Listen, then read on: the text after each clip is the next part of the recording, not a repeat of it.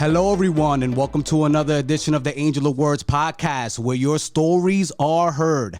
I am your host, Angel of Words.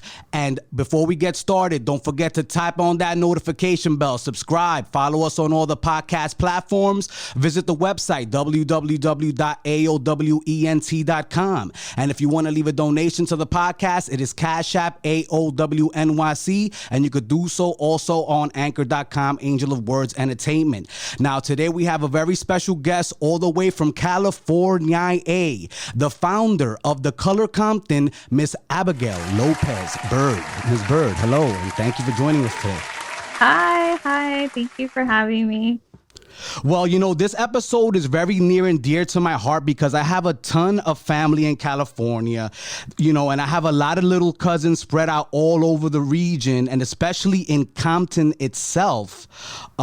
So first, I want you to tell us, you know, what is the Color Compton and what is your role in this non-for-profit organization?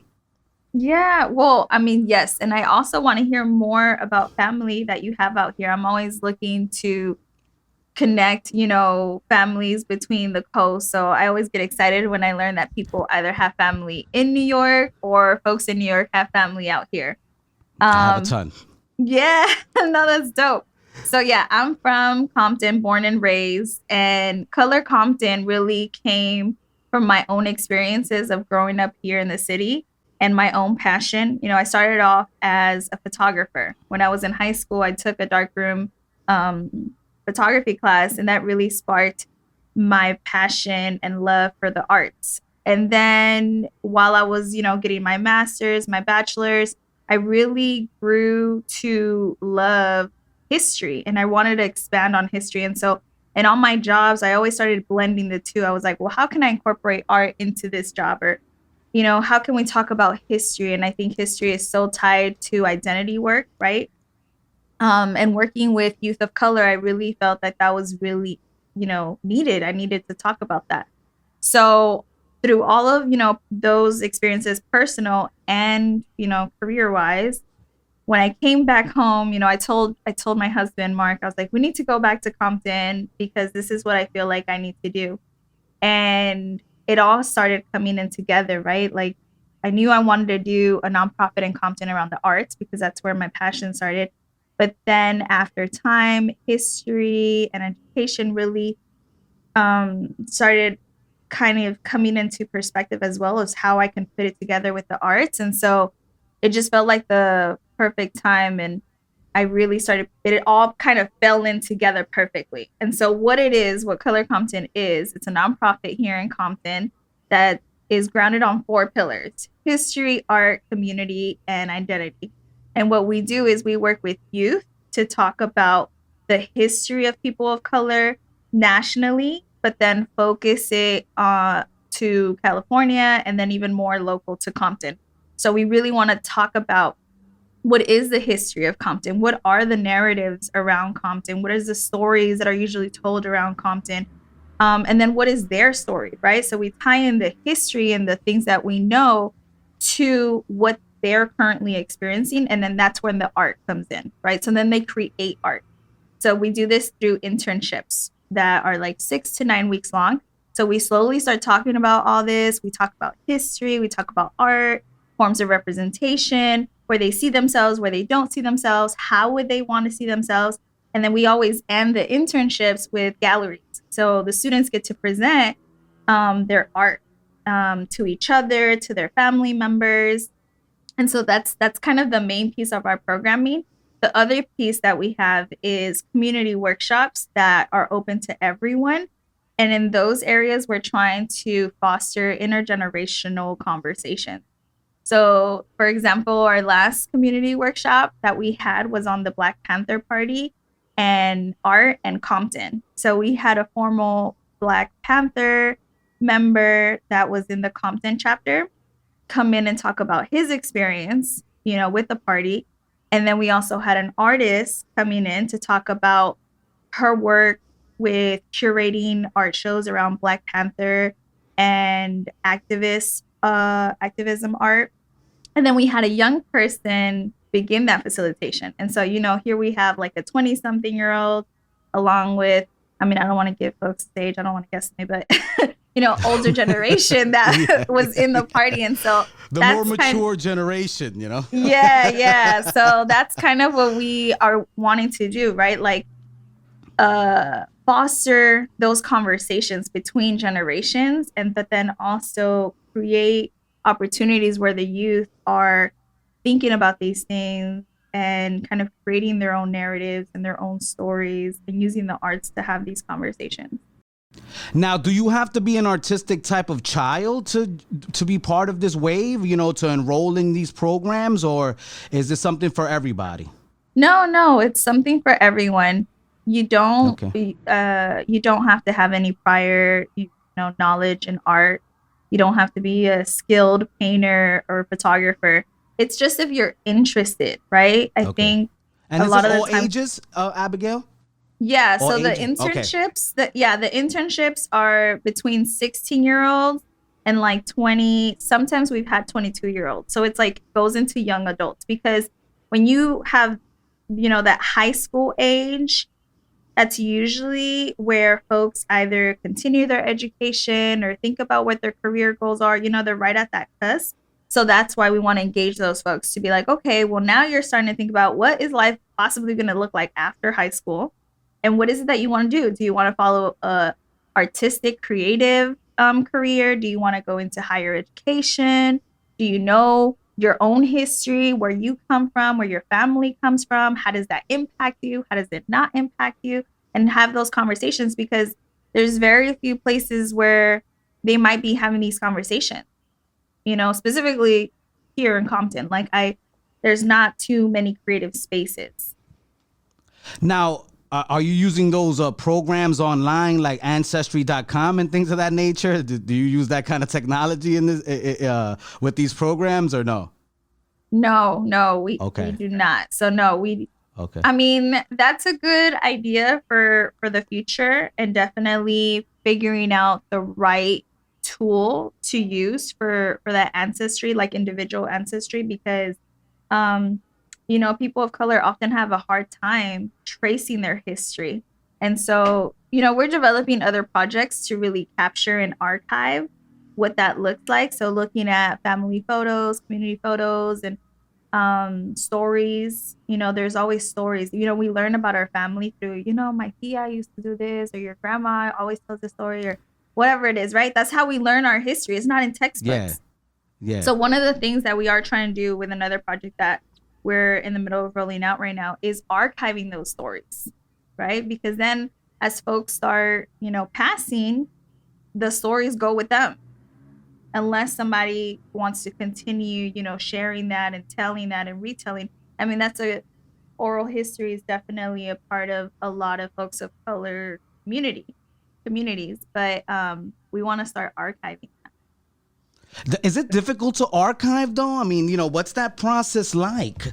Because like you said, these are stories that are being told. Like, are you able to find artifacts? Because, I remember that I was watching your forum that you did with those 3 young ladies, and, one of the ladies went in and was actually going into the library and I think somewhere in Compton and actually researching and finding, old artifacts of the essentially the beginnings of, that whole city. And is that something that you're doing, or are you working with people that are anthologists and things of that nature? Yeah. So there are folks that our libraries are resources, right? Museums have resources that have archives, but the problem is that when we think about archives, or what is considered an archive, it becomes not accessible, right? Not all the time. Some of the libraries, they are accessible. You can go into the archives, but usually you have to request it. What are you doing it for? If it's attached to a school, for example, Compton itself, a lot of the visual archives that are about Compton, the city of Compton, are with the Cal State Dominguez Hills Library. And so you have to connect with them to get access to any digitized archives, or you have to go in there and talk to, the librarian, the archivist specialist to get those, things. And so not everybody just knows and it's just walking around here like, hey, I want to look at these archives. Like, let me go. You know what I mean? And so that it's not that accessible, right? And then also thinking about what types of archives, you know, newspapers, photographs, film, music, you know what I mean? Like there's different mediums, I guess, of archives. And something that I'm trying to work on here at Color Compton is really demystifying who makes an archive, who then gets the stamp and say, well, now this is an archive. You know, like if I took a picture of my daughter yesterday, can I say that that is now an archive, or does somebody from an institution have to come in and be like, you know what, this is an archive because of this? Yeah, and so an authentication process, essentially. Yeah. Right. And so we talk a lot about that with the students of like, well, what gets deemed important enough to go into an archive? What is the story that it's trying to tell? And so that's why we encourage them looking at their own experiences of what are they trying to archive? What are they trying to preserve? Because really it's preservation, you know? We want to preserve our histories, our family, our experiences. Because if not, let's say an outsider does that archiving process, it's not for the same purpose. It's not going to tell the same story. So we talk a lot about the purpose of telling stories, the purpose of archiving, and who the audience is. And so essentially what I'm trying to do with Color Compton is bring all those resources and that ownership within the community. So does that become no, I'm sorry. Go ahead. Continue. No. Does that become difficult though, Abigail, in this atmosphere and this social climate of misinformation and disinformation to get people to buy into what the Color Compton is trying to do? I don't think so. I don't know. Maybe I'm not understanding the question right. Do you mean You know, the facts are always being challenged. Now we live in a society where facts are coming in from different angles. And, you know, it's kind of hard to believe, you know, to believe what you're reading or what you're listening. Everybody always has like some kind of subjective opinion about it. So when you go to enroll people and tell them like, look, this is what we're going to teach, you know, are parents a little bit like shaky about the information that you're giving the children that are coming in to enroll into the Color Compton? Yeah. No, I mean, thankfully I haven't experienced that, because a lot of the times what we're trying to do is we're trying to remind folks that all of their stories and experiences have a purpose. If we're both from Compton, right? We're both the same age, and I'm saying Compton is this, and you're saying, no, Compton is that.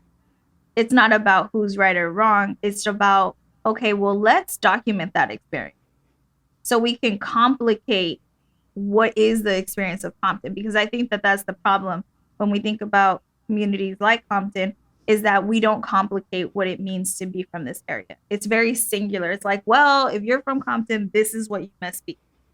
And when you deviate from that, and when people see you and don't see what they expected, they're confused. They're like, I don't know. Let me question this. I don't know. She might be lying. I don't know.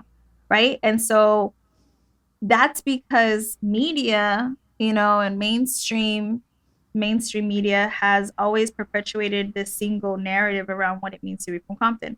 And so to then go to the youth and say, well, what is your story? And let's talk about it. And it might be different than mine, but that doesn't mean it's right or wrong. It's yours. And let's put them all out there so we can continue to create varied experiences and complicate what it means to be from this area, right? When we think about, and this is specifically, I guess, talking about people of color, right? There's single narratives around people of color, but there's no single narrative of, you know, being white, for example.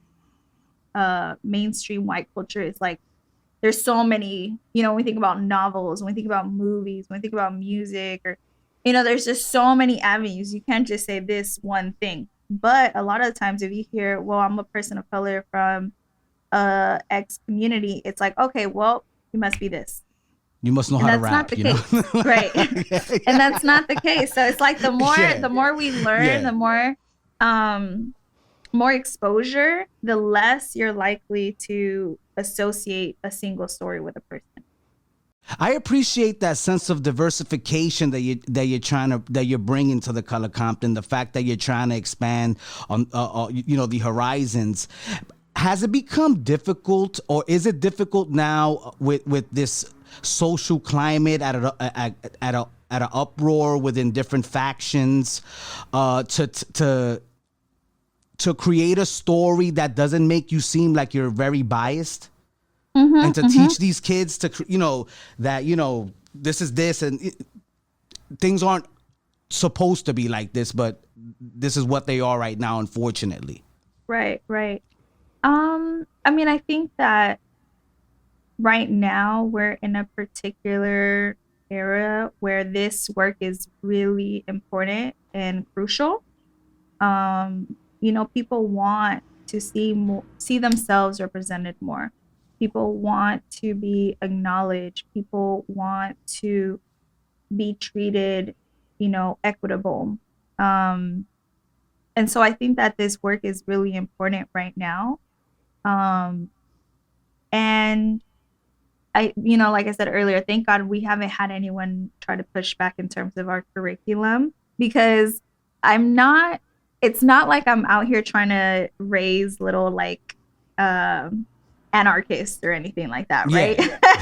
That's not what I'm trying to do. You're not raising leftists over there. It's more about inclusion and education more than anything else. Yeah, it's about education, because, a lot of public schools, K through 12, don't talk about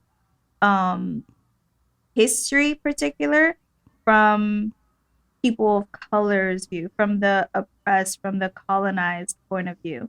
If we think about the dates that we are taught to remember, it's like, okay, the Declaration of 1492, yeah, things of that nature, yeah. And the reason why, it's usually associated with some type of war, right? These are the dates that are embedded in us, war. And then usually the US won. So we don't learn about, the Haitian revolutionary or the revolution, because why? Like who won that? Well, how was that an act of rebellion? Yeah. Right. Yeah. And so we don't learn. Yeah. And so when we think about the dates, when we think about the dates and the events that make it into our textbook, it's very much a reflection of like, okay, well, who was in power? Who put together these books? What is its story? And, we usually, I think now things are getting a little bit better, but I know when I was in high school too, we glanced through, Black History Month. We learned about MLK and okay, moving on, Yeah. That's pretty much it. Even then, you don't talk too much about Malcolm X. The poets exactly, yeah. Right. It's like anything that's going to push back a little bit too much. It's like, okay, let's not talk about that too much. It has to be in a very well packaged way, or, slavery. In a very deficit way. Not that, obviously slavery was bad, but the history of slavery is much more nuanced than just this sharecropper image that is kind of embedded into people. I remember there's actually a group in New York that is called the Black Gotham Experience. If you ever want to check it out. I actually, what's so funny you mentioned that, because I was reporting on that about 3 years ago. They really? were out here. Yeah, no, I went to City Hall. They told us all about the history of, African Americans involved in this, in the Black Gotham experience. They were showcasing films and things of that nature at the exhibit downtown near the South Street Streetport. That was an amazing experience. And I was like, man, we need more of this. That's actually like right before I was thinking about starting the podcast, because because I'm like, we need to get these stories out here. We need to just expand our knowledge of what has gone on in history, not just see one side of history. I really appreciate the fact that you and the Color Compton, are building a curriculum that is being inclusive, because you're inviting white people, you're inviting Asian people, you're inviting Middle Easterners. I know that you're not discriminating against anyone, and you're more than open and willing to share that knowledge of their cultures as well. Right. Yeah, and so I lived in New York for a while, and I got an opportunity to work with the Black Gotham Experience a couple of times. We would take our students there, and so he kind of inspired me as well to think about this merging of history and art.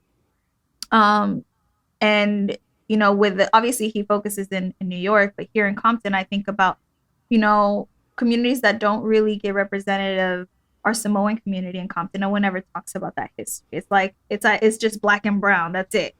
And I think more recently people are like, oh yes, there used to be white people in Compton, and Compton used to be a white suburb.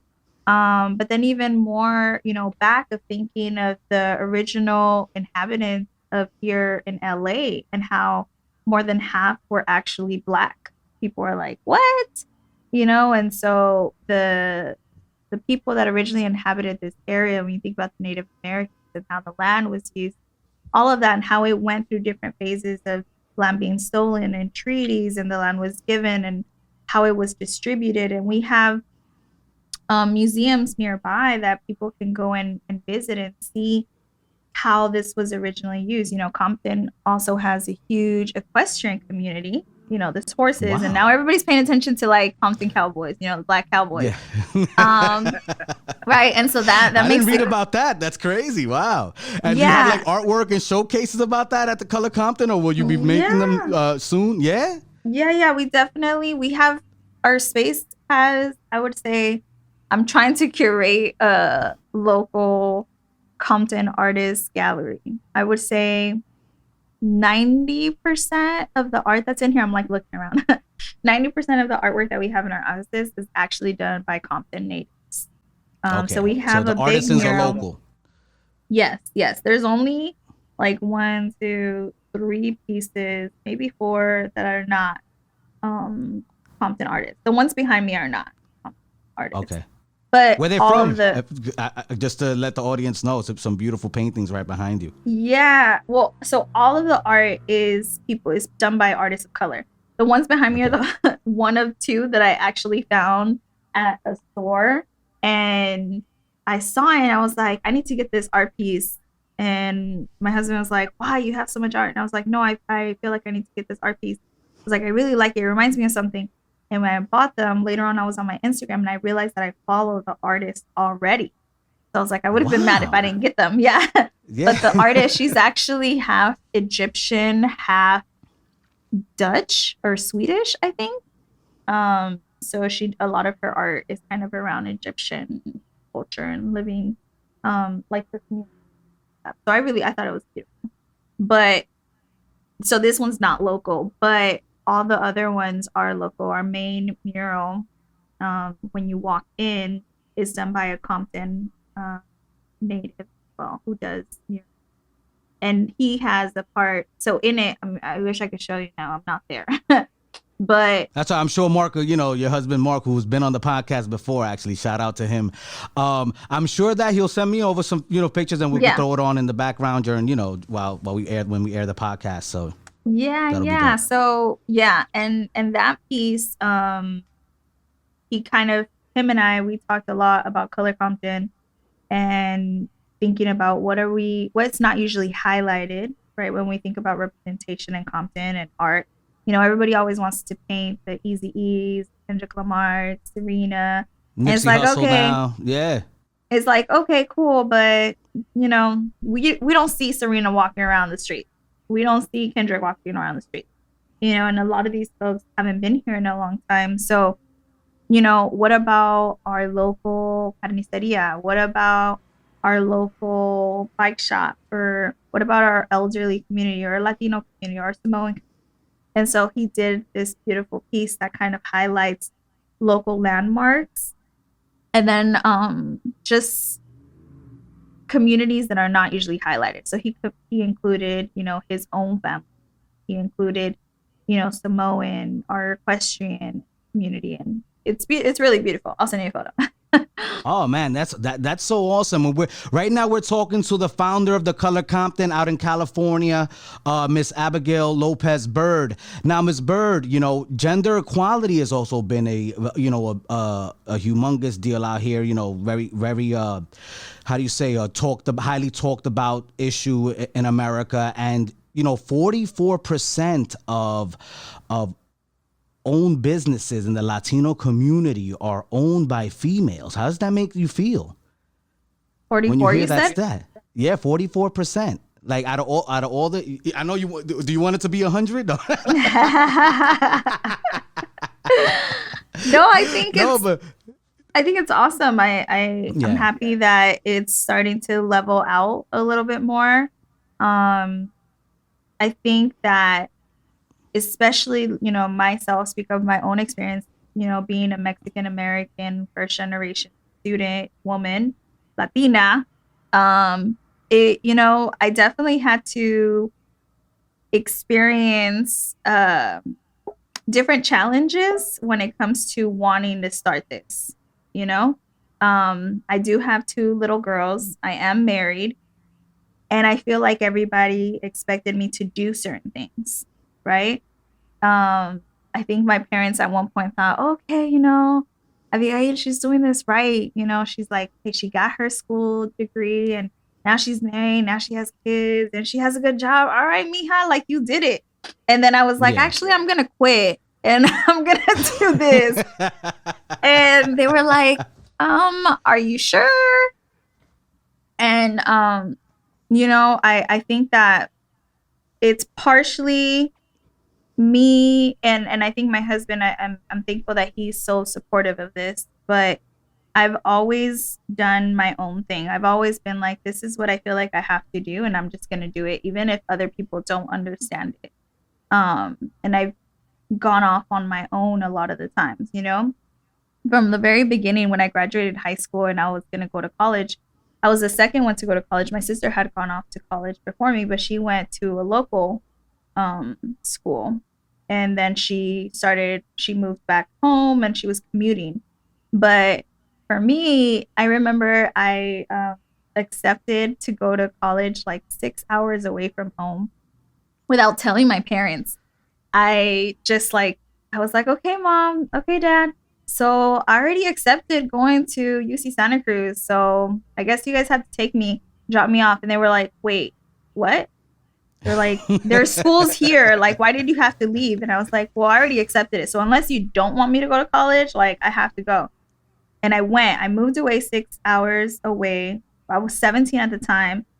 And I didn't move back home until I had my kids and everything. And so that was like, I was away for like 10 years on my own. And when I was in school, after school, I got a great job.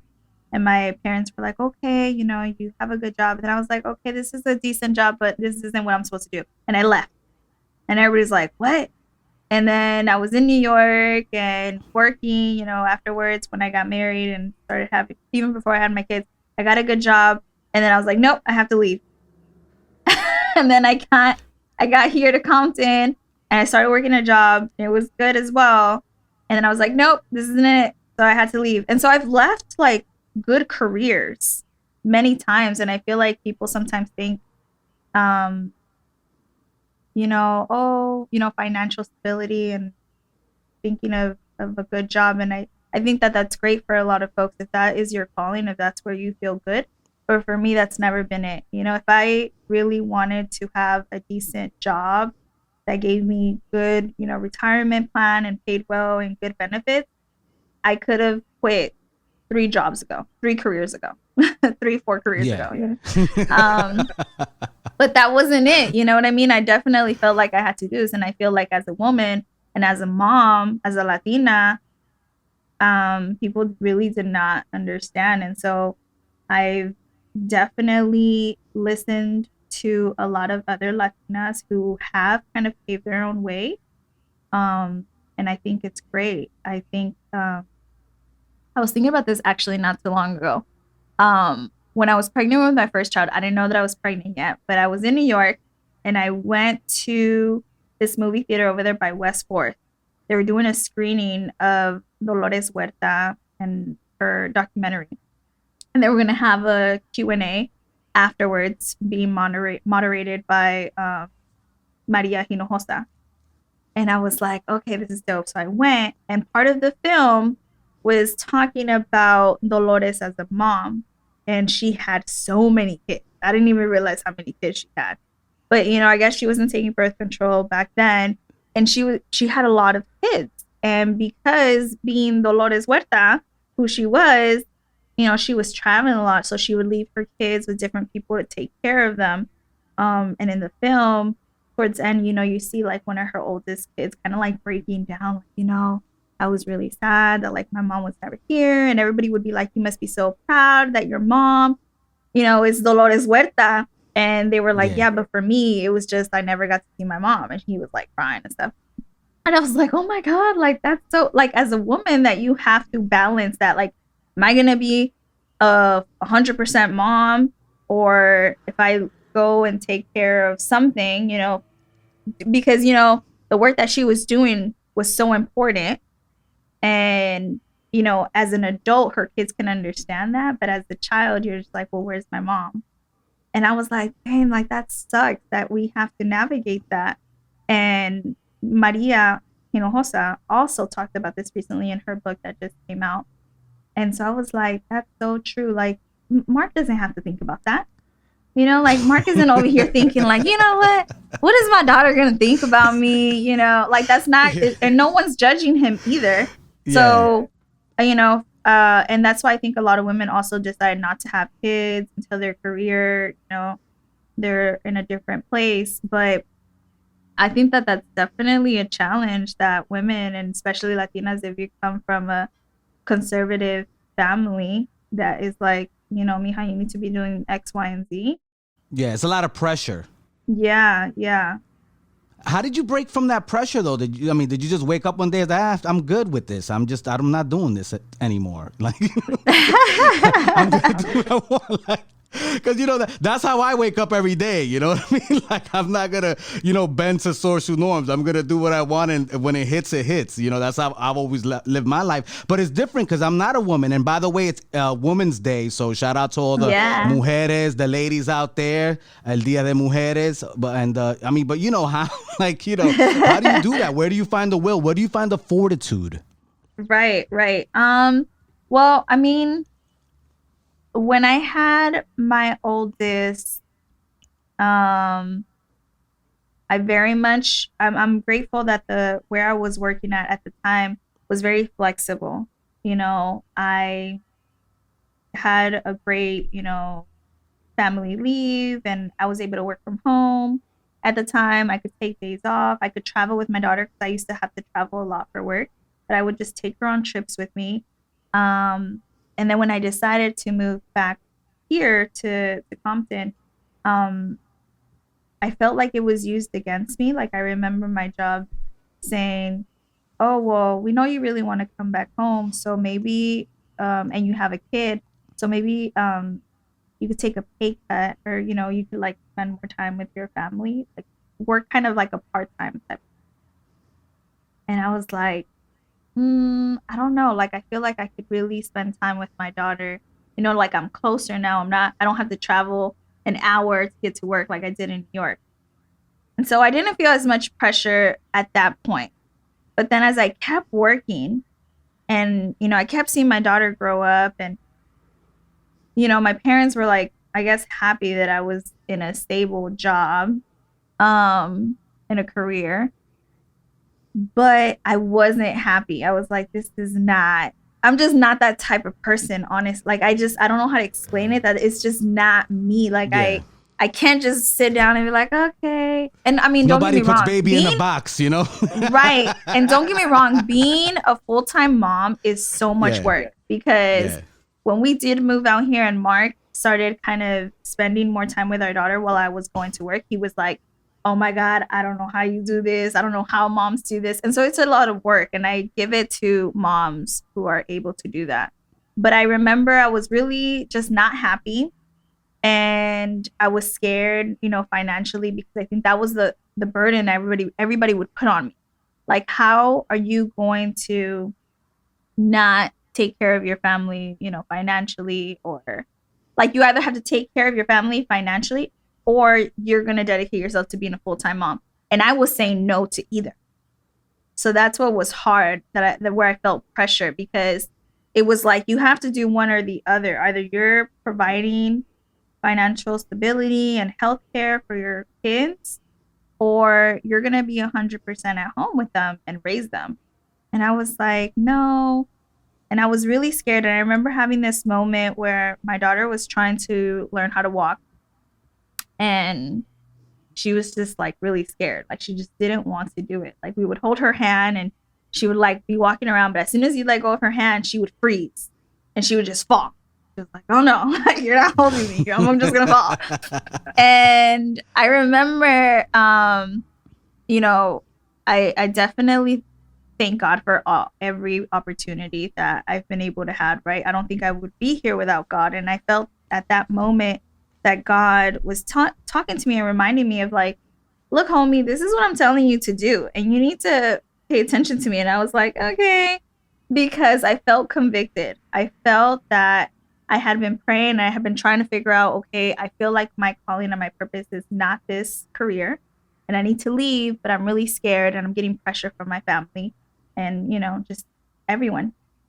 And then I was hanging out with my daughter and I felt like God convicted me and was like, look at your daughter. Because I was telling my daughter, like, oh, Mija, it's fine. Like, I got you. You're going to be good. Nothing's going to happen. And I felt that what I was telling her, God was telling me, like, just let go. And it's okay. I still got you. But I really wanted a plan, because I'm sometimes a very practical person. So I was like, if I'm not going to do this, like, what's plan B? Like, how am I going to set up? Yeah. And I wanted to hold on to a plan B. And I felt like God was like, no, you have to just have faith and do it. Like, look, you're telling your daughter to do the same thing. So I felt like as a mom, that's so symbolic. Wow. Yeah, I know, right? But the crazy, I know. And it's so crazy because the moment I realized that, like, I kid you not, the moment I realized that, she started walking. Like, she started walking, and then that same week, because it was on Sunday, she started walking. And the next day I walked in, I told my supervisor, I was like, I'm putting in my 2 weeks. So I was like, okay, like, no, I have to let go of that. Wow, fear. That's crazy. Now, switching gears back to the color Compton, right? All right, so we have tangible forms of art with actual instruments, and then we have graphic art now. Is that something that you also incorporate into the color Compton, or are you working on it? Well, we're still trying to figure out how to include different art forms. So, for example, our summer internship or summer programming introduces different art mediums. So every week, a different guest artist comes in and talks to the students about their art medium, right?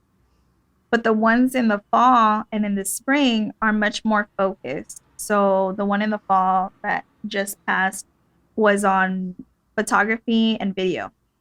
And so we had photographers coming in, gave them cameras to go and shoot out video and things like that.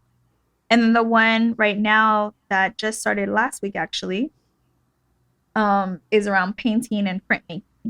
And so we're going to have printmakers and muralists and painters come in to talk about that. That's fire. Yeah. Well, because everybody out there in Cali, everybody, my fams, you already know the clan. Yeah, there's Color so many Compton, art you got to get over there. Yeah, there's so many art mediums. And I feel like we're trying to focus for sure on the visual. Because, you could go into dancing, you go into acting or, different things like that. And at that, we're not there yet. Okay. So we're trying to make sure that but you're relatively young, right? How old are you guys? 2 years? You started like the year of the pandemic, if I'm not mistaken, correct? Before, yeah. So we started in 2019. Okay, yeah. But late 2019. So really, That's really crazy. the pandemic. Wow. So you actually were able to survive the pandemic. That must have been nuts. Wow. Yeah, we That's signed great. our office location.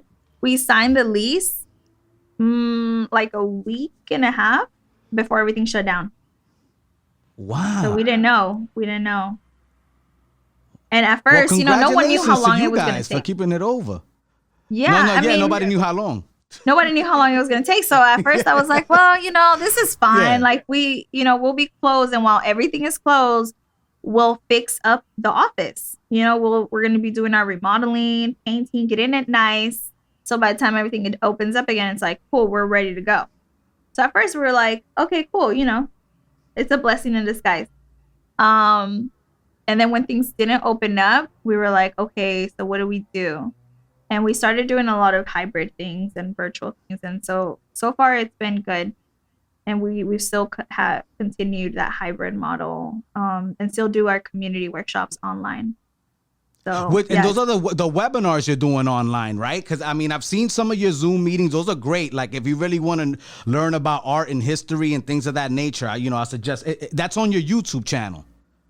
Yeah, on YouTube or on Facebook. Facebook page as well. Okay, great. And then you're doing the webinars as well. Could you discuss, why you do that and if that's open to the public? Yeah, those are all open to the public. Okay, cool. And you can go where social media to link onto that, or is it a private link that gets sent out to people? No, yeah, we usually put up the link if you follow us on Instagram at Color Compton. We always post a link right before, as we get close to the event. If not, you can go on our Facebook page. They always stay up there live. And if not, you can go on our YouTube.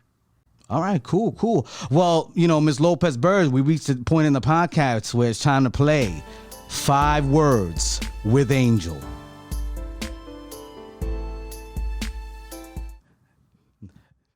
Well, on 5 Words with Angel, I'm going to give you a word, phrase, or a question. You're going to give me the first word or phrase that comes to your head. Are you ready? Okay. I'm really scared. I don't do well on the spot, but okay. It's about everything we spoke about. Don't worry. I'm not going to throw you any crazy curveballs. The first word is California. Compton. All right. I like that. The second word is phrase, actually, women's empowerment. It can only be one word. It could be whatever you have. Word, phrase, sentence. Legacy. Nice. I like that. Third is one of my favorite parts of Cali, man. I can't wait to go back. Beaches. All the beaches are nice. Sun.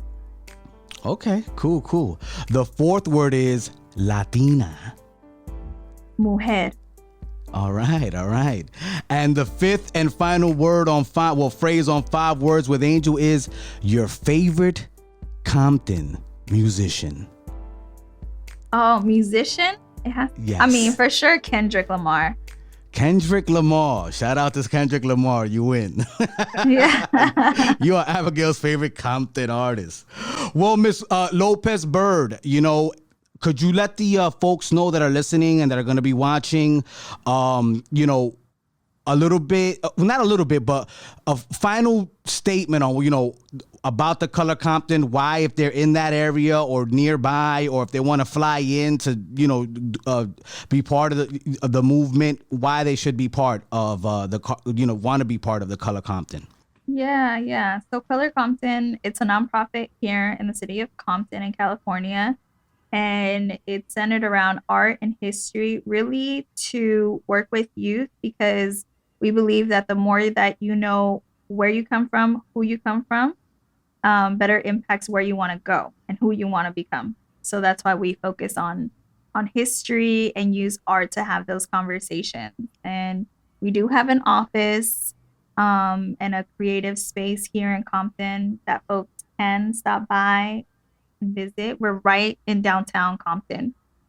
And we have programming both in person and virtual for folks to join in. That is fantastic. Social media handles, where can we find you guys? Everything is at Color Compton. So Instagram, Okay, Facebook, Twitter, YouTube. COLORCOMPTON. Yes. Did I spell that right? Yeah. COMPTON, right? COMPTON. Come on, think about Kendrick. Yeah. Well, Ms. Lopez Bird, it was a pleasure to have you. We're really thankful that you were able to give us some of your time. Everyone, please go out and check out the Color Compton. And anything else? Final word? Thank you so much. I appreciate having this conversation with you, especially cross-coast conversation. So thank you. I got a lot of love for Cali. Everyone, that was Miss Abigail Lopez Bird, the founder of the Color Compton. Don't forget to subscribe, tap on the notification bell. Social medias at Angel of Words ENT. Visit the website www.aowent.com. And if you want to leave a donation, it is Cash App AOWNYC. Thank you for tuning in, everyone, and we'll talk to you later.